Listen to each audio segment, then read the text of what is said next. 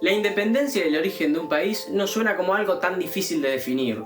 4 de julio, 12 de febrero, 9 de julio. simplemente se toma la fecha en la que el país comenzó a existir como tal. Sin embargo, para Uruguay parece que resulta particularmente difícil encontrar un hecho o un punto que haya dado comienzo al Uruguay que conocemos. Es verdad que hoy en día existe una fecha en la que nosotros celebramos nuestra independencia, pero eso no quita que esta fecha haya sido discutida por los historiadores. Pero, ¿por qué pasa esto?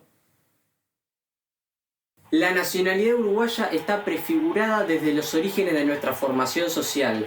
En las páginas de Raíces Coloniales de la Revolución Oriental de 1811 hemos estudiado ese proceso histórico. ¿A qué se refiere el historiador Pibel Devoto cuando dice esto?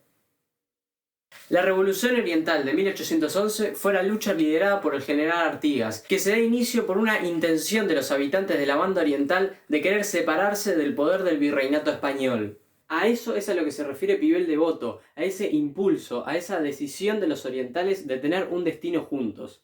Pero, ¿cuál era ese destino?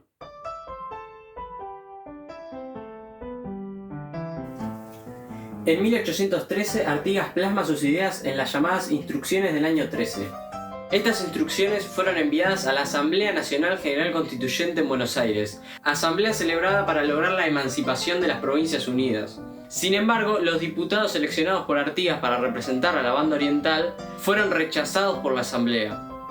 Las ideas federales de Artigas no cayeron nada bien con los porteños de Buenos Aires. Estas ideas, inspiradas por sus lecturas de la Constitución norteamericana, estipulaban que cada provincia debía formar su propio gobierno y de esta forma tener autonomía dentro de las provincias. Estos ideales amenazaban contra el control de Buenos Aires sobre las demás provincias. Es así que la provincia oriental queda excluida de la formación de las Provincias Unidas, que hoy en día sería Argentina.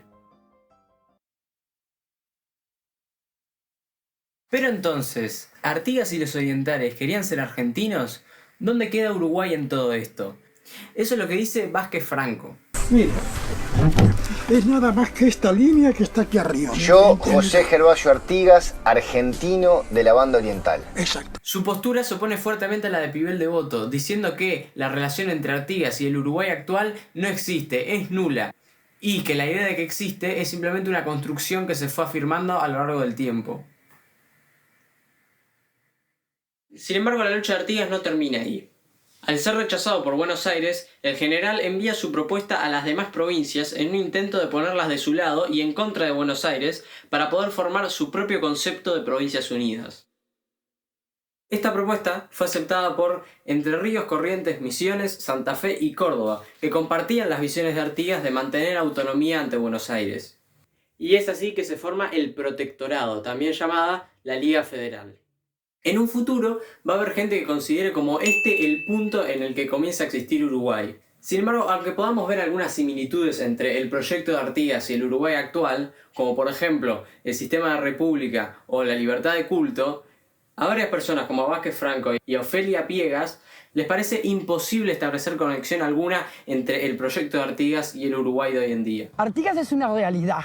Nosotros transformamos un mito para, tal vez, para lavar la culpa de haber hecho todo lo contrario en la historia de lo que pidió Artigas. Ofelia dice esto por lo evidente que es que la idea principal de Artigas era tener un sistema federal, donde cada provincia tuviera autonomía, cosa que justamente es lo que no vemos en el Uruguay actual en ningún sentido. El proyecto de Artigas tendrá fin en 1820, cuando luego de varios años de guerra, Brasil, en ese entonces Portugal, termina anexando a toda la provincia oriental, y así permanecería durante 5 años más. Hemos de comenzar adelantando que es de nuestra firme convicción la de que la conciencia patriótica de la Cruzada de los 33, con un fuerte denominante local encarnado en el espíritu oriental, los próceres de 1825 permanecían en esto fieles a la tradición artiguista.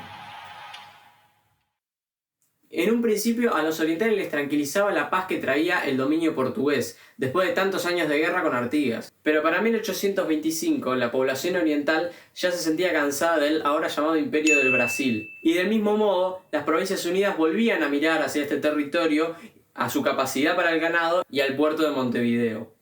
Y es por eso que se organiza en Buenos Aires la Cruzada Libertadora, que desembocaría en el desembarco de los 33 orientales. Como vimos hace unos segundos, para Petit Muñoz existe una relación entre la lucha artiguista y la lucha de los 33. Con esto también va a estar de acuerdo Pibel Devoto, que incluso va a decir que la cruzada de 1825 reanudó la lucha por la independencia. Ana Ribeiro va a decir también que los colores utilizados en la bandera de los 33 orientales son seleccionados para generar una conexión con el ideario artiguista. Luego del éxito de la campaña de los 33, estos se sientan en la Asamblea de Florida un 25 de agosto de 1825 a redactar y votar 3 leyes. La primera ley dicta así: la Honorable Sala de Representantes de la Provincia Oriental del Río de la Plata, en uso de la soberanía ordinaria y extraordinaria, se declara de hecho y de derecho libre e independiente del Rey de Portugal, del Emperador de Brasil y de cualquier otro del universo, con amplio poder para darse las formas que en uso y ejercicio de su soberanía estime conveniente. Y es así como encontramos el punto de nuestra independencia. Si no fuera porque en la segunda ley dice: la Honorable Sala de Representantes, en uso de la soberanía ordinaria y extraordinaria, declara que su voto general, constante y decidido, es y debe ser por la unidad con las demás provincias argentinas a las que siempre perteneció por los vínculos más sagrados que el mundo conoce. Decreta por ley fundamental la siguiente: queda la provincia oriental del Río de la Plata unida a las demás de este nombre en el territorio de Sudamérica por ser libre y espontánea voluntad de los pueblos que la componen. Y acá es donde llegamos al mayor punto de discusión sobre la fecha de independencia que celebramos hoy en día. Porque sí, el 25 de agosto de 1825 firmamos un documento que nos declara independientes de cualquier otro poder del universo. Y sin embargo, en el mismo documento firmamos que nos unimos a las provincias argentinas a las que siempre debimos pertenecer. Hay varias formas de interpretar esto.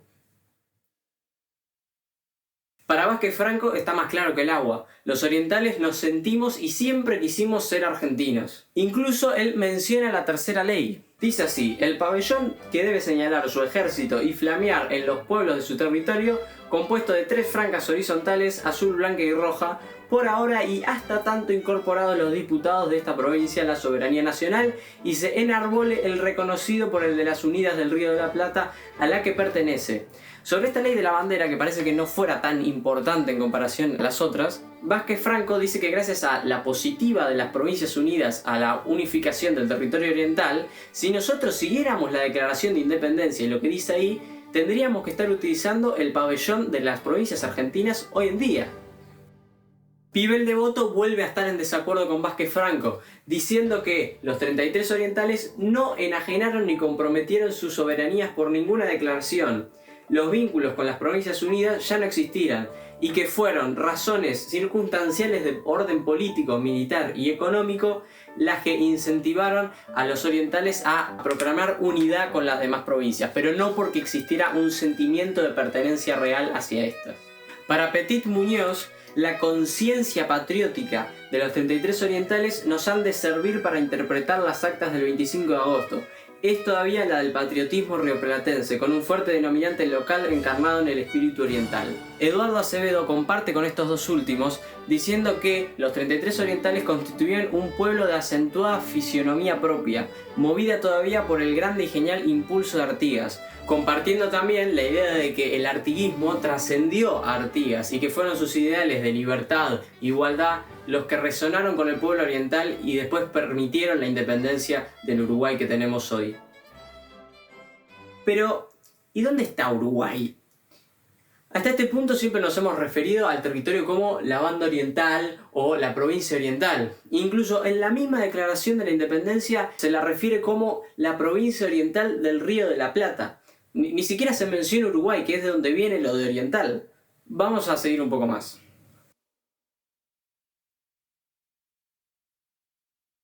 Después del Congreso de Florida y la redacción de las 3 leyes, estalla una guerra entre Brasil y las Provincias Unidas. Debido a esto, Brasil ejecuta un bloqueo en el puerto de Buenos Aires, bloqueo que molestó mucho a una Inglaterra que estaba en plena revolución industrial, buscando expandir sus mercados. Es así que Inglaterra se ofrece como mediador para lograr la paz. Las Provincias Unidas y Brasil estaban luchando con sus propios problemas internos, así que optan por aceptar la mediación. Es en este momento que Lord Ponsonby, representante de Inglaterra en las negociaciones, ve lo oportuno que sería para su país tener un estado independiente en el puerto de Montevideo y de esta forma facilitar aún más el comercio. Es entonces que el 4 de octubre de 1828 se reúnen en Río de Janeiro representantes de Brasil y de las Provincias Unidas para firmar la Convención Preliminar de Paz, que declara al entonces llamado Estado de Montevideo como un estado independiente de cualquier otro poder. Y ahí es donde está la fecha de nuestra independencia. Pero entonces, ¿por qué celebramos el 25 de agosto y no el 4 de octubre? ¿No hay un feriado de la Convención Preliminar de Paz? No, porque es muy feo.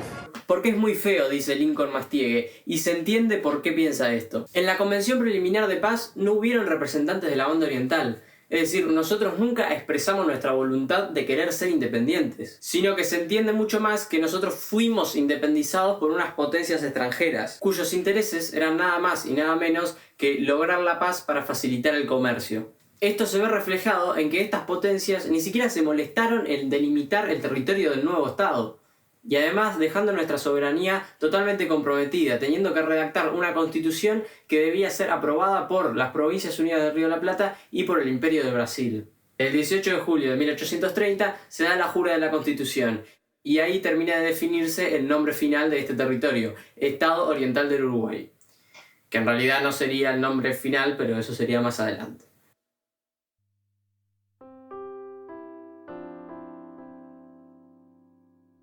Ya en el siglo XX, Uruguay buscaba celebrar el centenario de su independencia, y fue cuando la discusión llegó al Parlamento, ¿dónde poner la fecha de nuestra independencia? Curiosamente, la discusión se basó en el 25 de agosto o el 18 de julio. Por las razones que vimos anteriormente, la fecha en la que efectivamente se firma la independencia de Uruguay, el 4 de octubre, ni siquiera se menciona. Los nacimientos en todos los planos deciden, y bien a tono con la moda, es forzoso comenzar por el trauma del nacimiento uruguayo. No hay un uruguayo que no sepa, en el fondo del corazón, que el Uruguay nació a la historia como un estado tapón. Es el saber de todos más inmensamente reprimido, abismado en el inconsciente, por ser el más perturbado.